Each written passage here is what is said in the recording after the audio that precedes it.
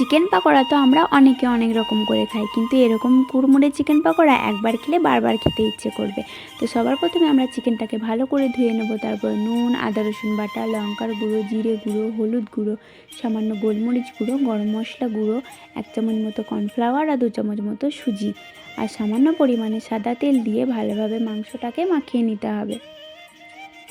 এদিকে কড়াতে সাদা তেল গরম করে চিকেনগুলোকে একটা একটা করে ভেজে নিতে হবে। চিকেন পাকোড়া আমরা যে যার মতো করে বানিয়ে খাই, কিন্তু এভাবে বানিয়ে খেলে খুবই স্বাদ হবে আর মুড়মুড়ে হবে।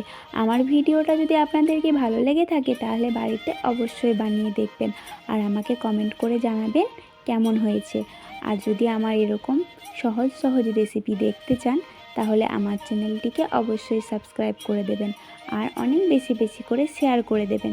তাহলে সবাই এরকম সহজ সহজ রেসিপিটা শিখতে পারবে। Bye bye.